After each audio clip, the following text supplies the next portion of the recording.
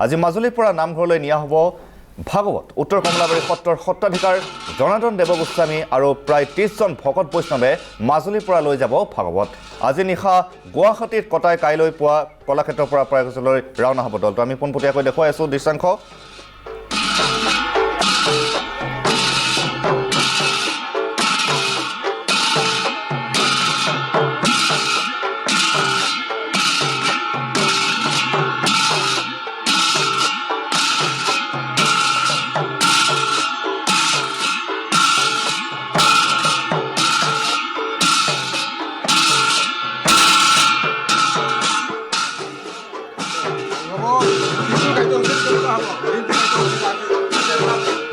আজি আচলতে দিনজোৰা আজি আমি গৈ প্ৰথমতে এই যাত্ৰা কালতে মাধৱ গুৰুজনৰ জন্মস্থানত আমি ৰ'ম। তাৰ পৰৱৰ্তী সময়তে আমি আকৌ পুনৰ হেৰিলৈ যোৱাৰ চিন্তা কৰা হৈছে। আমি মাধৱ গুৰুজনৰ জন্মস্থানলৈ গৈ কলাক্ষেত্ৰত আজি নিবাস কৰা হ'ব আৰু কাইলৈ পুৱা 8:30 বজাত আমি সম্পূৰ্ণ কাৰ্যসূচী ৰূপায়িত কৰি তাত যিহেতু অসম চৰকাৰৰ ফালৰ পৰা কেইবাজনো মন্ত্ৰী ডাঙৰীয়া উপস্থিত থকাৰ কথা কৈছে, গতিকে সেই কাৰ্যসূচী লৈ আমি শিলিগুৰিত 18 তাৰিখে আমি শিলিগুৰিত ৰ'ম আৰু 19 তাৰিখে পাটনাত ৰৈ 20 তাৰিখে গৈ প্ৰয়াগৰাজ পাম। আমাৰ লগত প্ৰায় এতিয়া 30জন ভকত বৈষ্ণৱে যোৱাৰ ব্যৱস্থা হৈছে।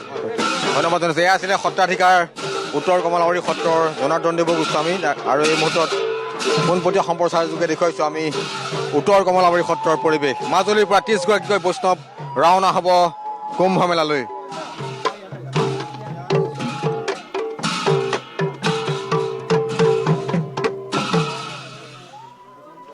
মাজুলীৰ উত্তৰ কমলাবাৰী সত্ৰৰ পৰিৱেশ দেখুৱাইছোঁ। দেৱবাদ্য বজাই ভাগৱত শোভাযাত্ৰা কৰি এই মুহূৰ্তত সত্ৰাধিকাৰ আৰু বৈষ্ণৱবৃন্দক আগবঢ়াই দিছে সত্ৰৰ বৈষ্ণৱসকলে আৰু ইয়াৰ পৰা কুম্ভ মেলালৈ ৰাওনা হ'ব সত্ৰাধিকাৰ আৰু সত্ৰৰ বৈষ্ণৱসকল। আৰু পোনপটীয়া সম্প্ৰচাৰ যোগে দেখুৱাইছোঁ আমি মাজুলীৰ শ্ৰী শ্ৰী উত্তৰ কমলাবাৰী সত্ৰৰ পৰা।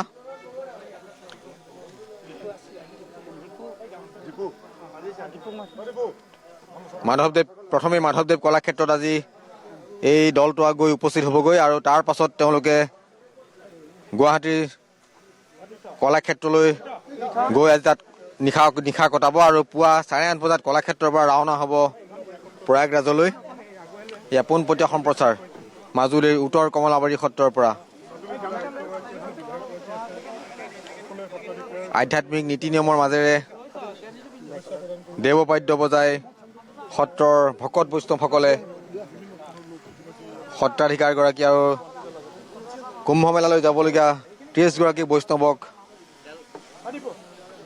আগবঢ়াই দিছে। মাজুলীৰ উত্তৰ কমলাবাৰী সত্ৰৰ পৰিৱেশ।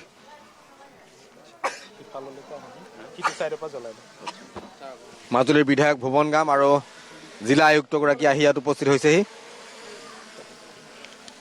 সনাতন হিন্দু ধৰ্মৰ সৰ্ববৃহৎ অনুষ্ঠান যিহেতু প্ৰয়াগৰাজৰ মহাকুম্ভ মেলা 12 বছৰ মূৰত এই মহাকুম্ভ মেলা অনুষ্ঠিত হৈছে আৰু এই মহাকুম্ভ মেলাত উত্তৰ কমলাবাৰী সত্ৰৰ সত্ৰাধিকাৰ প্ৰভুৰ নেতৃত্বত এটি দলে আজি ৰাওনা হ'ব আৰু আমাৰ মাজত উপস্থিত হৈছে সহযোগিতা আগবঢ়াবৰ বাবে মাজুলী সন্মানীয় বিধায়ক মহোদয় আৰু উপায়ুক্ত মহোদয় দুইজনকে আমি স্বাগতম জনাইছোঁ আৰু সত্ৰাধিকাৰ প্ৰভু বিষয়ে নিৰ্মালী প্ৰদান কৰিবৰ কাৰণে মই অনুৰোধ জনাইছোঁ। অতিৰিক্ত আয়ুক্ত মহোদয় আছে আমাৰ মাজত, আহক আগলৈ। আমি প্ৰশাসনক ধন্যবাদ জ্ঞাপন কৰিছোঁ, তেখেতসকলে সহযোগিতা আগবঢ়াইছে। আমাৰ মাজত বিধায়ক মহোদয় আছে, তেখেতক আমি ধন্যবাদ জনাইছোঁ। অতিৰিক্ত আয়ুক্ত মহোদয় আমি 3গৰাকীকে বন্তি প্ৰজ্বলন কৰিবলৈ অনুৰোধ জনাইছোঁ। আমি সকলোলৈকে শ্ৰদ্ধা নিবেদন কৰিছোঁ। আপোনালোকে আজি যাত্ৰাৰ সময়ত সকলো উপস্থিত হৈ আমাক যিখিনি মৰম স্নেহ দিছে, আমি আশা কৰোঁ আপোনালোকৰ আশীষ লৈ যাতে অসমৰ গৌৰৱ আমি ৰূপায়িত কৰি আহিব পাৰোঁ আৰু তাতে আপোনালোকৰ সকলোটিলৈকে মই ধন্যবাদ জনাই আমাৰ যিখিনি যাত্ৰী সহযাত্ৰী সেইসকলক আমি আসন ল'ব দিছোঁ। আমিও আসন ল'ম যিহেতু আৰু এটা লগতে আজি আমি গৈ ইয়াৰ পিছতে মাধৱ গুৰুজনৰ স্থানত সেৱা ল'ম। তাৰপিছতে আমি গৈ কলাক্ষেত্ৰত থকাৰ ব্যৱস্থা আছে।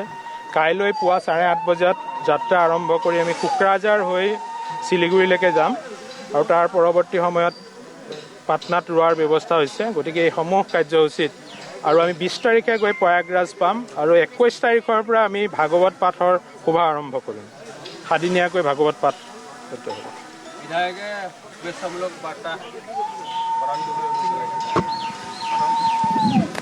আজি আমাৰ মহাকুম্ভ লৈ আমাৰ মাজুলীৰ পৰা আমাৰ সত্ৰ অধিকাৰ জনপ্ৰভু ঈশ্বৰে যিধৰণে তেখেতৰ নেতৃত্বত মহাকুম্ভলৈ যাত্ৰা কৰিছে তেখেতক আগবঢ়াবৰ কাৰণে আমি আহিছোঁ মাজুলীৰ ৰাইজে আৰু তেখেতৰ যাত্ৰাই আমাৰ ভাৰতবৰ্ষ অসম মাজুলী শান্তি পৰিৱেশ সৃষ্টি হ'ব বুলি ভাবিছোঁ আশীৰ্বাদ লৈ যাতে আহে ইমানে তেখেতে যাতে শান্তি আকৌ খুব সুন্দৰকৈ ঘূৰি আহে এই কামনা কৰিছোঁ ধন্যবাদ আয়ুক্ত মহোদয়কো শুভেচ্ছামূলক বাৰ্তা ৰঞ্জন বৰা এই মুহূৰ্তত